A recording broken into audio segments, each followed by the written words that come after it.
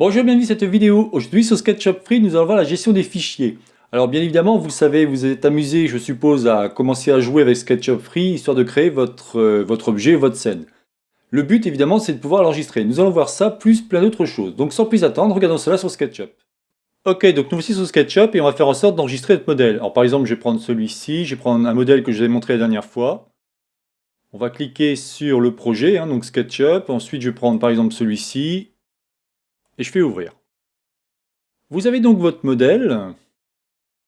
Vous voyez ici présent. Alors je vous ai mis la même que la dernière fois, mais c'est juste pour vous expliquer. Et vous souhaitez enregistrer celui-ci. Alors il faut savoir que SketchUp, en fin de compte, va prendre l'extension .skp. Pour enregistrer votre modèle, il suffira tout simplement d'aller ici. Mais avant, on va faire une petite visite. Donc quand vous cliquez sur cet onglet, tout simplement, vous avez ici Nouveau. Donc si je clique sur Nouveau, celui-ci va tout simplement vous définir un nouveau modèle. Alors il va vous définir un modèle de base soit en pied-pouce, soit en mètres, soit en millimètres. Alors par exemple, on va prendre en mètres, et vous voyez, on a un nouveau modèle avec notre fameux personnage. Ici, vous allez pouvoir donc ouvrir, ce qu'on a fait tout à l'heure. Je vais le refaire pour vous montrer.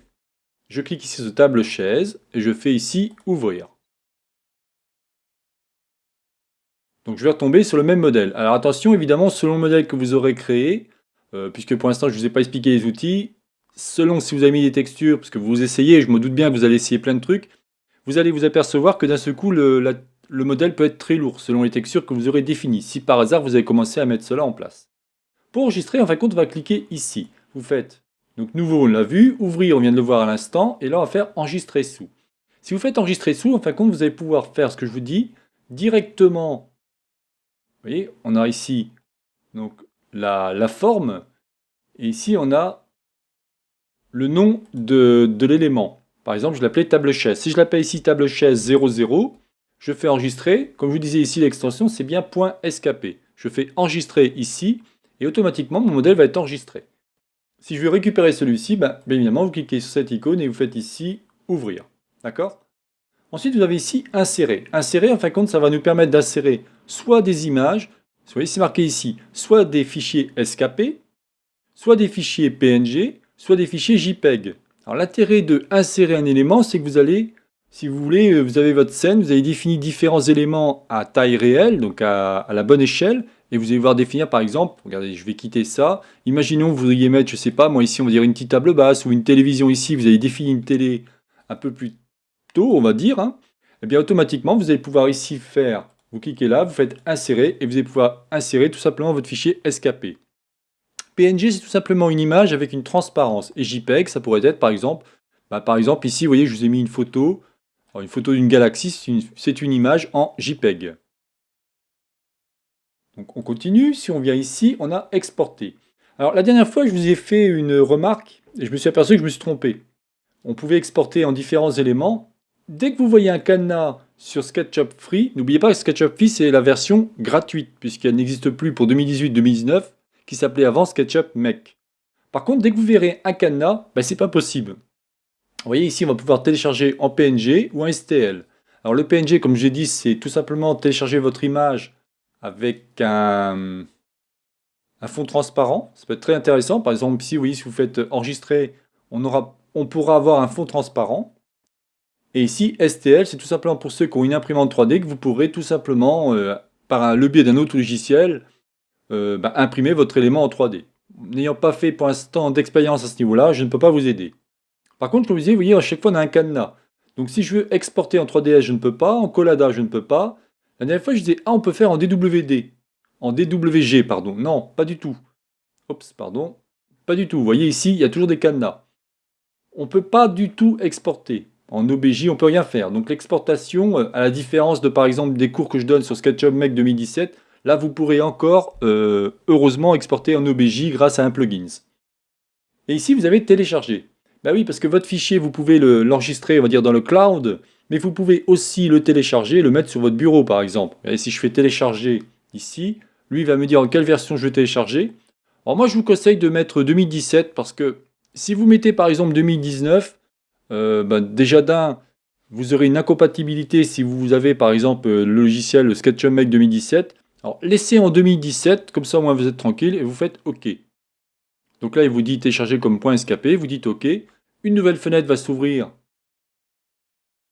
comme quoi il vous dit vous allez télécharger votre fichier, et vous voyez, il dit enregistrer le fichier. Donc là, je ne vais pas le faire, mais ce qui est intéressant, c'est que vous pouvez dire enregistrer le fichier, en faisant OK, il va vous donner un endroit, par exemple, ça va être le bureau, ça va être le document, selon si vous êtes sous Windows, ou comme moi sur Mac, ou sur Linux, puisque maintenant, vous pouvez même le faire marcher sur Linux, puisque celui-ci est en ligne, donc plus de problème au niveau Linux, parce qu'avant, c'était impossible.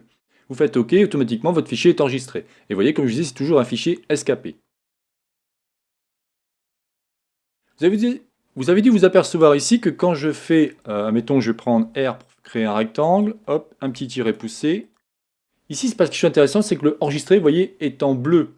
Si je clique sur enregistrer, automatiquement, celui-ci va s'enregistrer.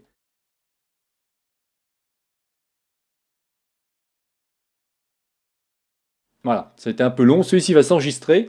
Et comme je n'ai plus fait de modification, bah, l'enregistré n'est plus en bleu. Ça veut simplement dire que là, vous n'avez pas fait de modification, bah, vous n'avez pas besoin d'enregistrer. Regardez, si par hasard je refais un tiret poussé, qu'est-ce qu'il fait? Il se met en bleu. Ça veut dire, bah, là, il y a eu des modifications et vous pouvez enregistrer votre scène. J'appuie sur enregistrer. Alors, je pense que ça prend un laps de temps, j'ai l'impression, parce que j'ai appuyé une fois tout à l'heure. Voilà, vous voyez, ça a mis un laps de temps. Et là, votre table chaise 00 est enregistrée. Donc, qu'est-ce qu'on a vu? On a vu nouveau, ouvrir, enregistrer sous, je viens de vous expliquer à l'instant. Si je fais enregistrer sous, qu'est-ce qu'on a? Ben, on va enregistrer en fin de compte au niveau du cloud, hein. Donc là, pas de problème. Je fais retour. Alors attention, pensez à faire retour parce que si par hasard vous cliquez ici, en pensant que c'est une autre fenêtre qui s'est ouverte, ben, vous quittez tout, hein. Donc vous cliquez ici sur retour. Et là, vous allez pouvoir faire. Donc on a vu nouveau, ouvrir, enregistrer sous, insérer, je vais vous l'expliquer à l'instant, exporter, comme vous pouvez voir, on ne peut pas faire grand-chose. Soit exporter une PNG, ça peut être intéressant quand vous voulez montrer une image, que je me sers très souvent. Et ici, télécharger, je vous ai montré à l'instant. Le dernier, print. Alors ce qui est assez intéressant, c'est que malgré que vous ayez mis l'interface en français, vous apercevez que vous avez plein d'informations en anglais. Landscape, c'est-à-dire paysage, portrait. Ici, vous avez au niveau de la current view, c'est la vue actuelle, on va dire, hein. Vous allez pouvoir mettre à niveau par rapport à l'imprimante ou alors la scène. Parce que on verra ça plus tard, mais vous pouvez faire différentes scènes. Là, vous avez, on va dire, une scène, si vous voulez, c'est comme une prise de vue caméra. On verra ça bien plus tard, mais voilà ce qu'on peut dire. Et si ici, je fais white background, bah, ça va tout simplement, vous voyez, le grisé s'est transformé en blanc.